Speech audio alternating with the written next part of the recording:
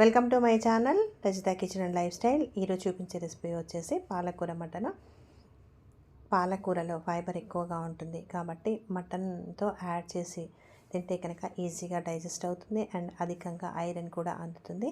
Non vegetarian అయితే భలే ఇష్టంగా తింటారు. తయారు చేసుకోవడానికి స్టవ్ వెలిగించి ప్యాన్ పెట్టుకొని 7 నుంచి 8 చెంచాల వరకు నూనెని వేయాలి. ఇక్కడ ఆనియన్కి వచ్చేసరికి పెద్ద సైజ్ ఆనియన్ తీసుకుంటే గ్రేవీ వస్తుంది కాబట్టి ఇక్కడ నేను పెద్ద సైజ్ ఆనియన్ తీసుకున్నాను. నూనె వేడైన తర్వాత ఈ కట్ చేసిన ఆనియన్ని యాడ్ చేసేసి 1 టీ స్పూన్ వరకు అల్లం వెల్లుల్లి పేస్టు, తగినంత పసుపు వేసి పూర్తిగా కలిసే విధంగా కలుపుకోవాలి. ఎక్కువ శాతం మటన్లో కొత్తిమీర, మెంతికూరని వేస్తే టేస్టీగా ఉంటుంది. అదేవిధంగా ఈజీగా డైజెస్ట్ అవుతుంది. ఇక్కడ ఒక కట్ట వరకు మెంతికూరని, ఒక కట్ట వరకు పుదీనాని కట్ చేసి యాడ్ చేశాను. ఇప్పుడు పూర్తిగా ఆకుకూర వేగిన తర్వాత నీరంతా పోయిన తర్వాత తీసుకున్న మటన్ని యాడ్ చేసి 2 టీ స్పూన్స్ వరకు కారంని,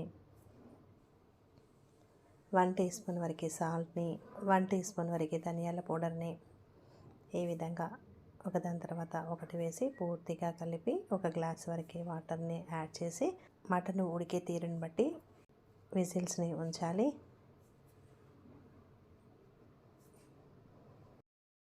ఐదు విజిల్ వచ్చిన తర్వాత మటన్ అయితే ఉడికిపోయింది.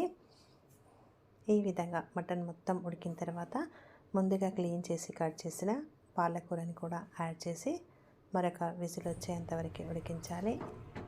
ఇక డైజెస్ట్ అవడంతో పాటు ఐరన్ కూడా ఎక్కువగా అందుతుంది అండ్ రుచికరంగా కూడా ఉంటుంది. ఈ విధంగా పూర్తిగా కలిసే విధంగా కలిపేసి ఒక విజిల్ వచ్చేంతవరకు ఉడికించాలి.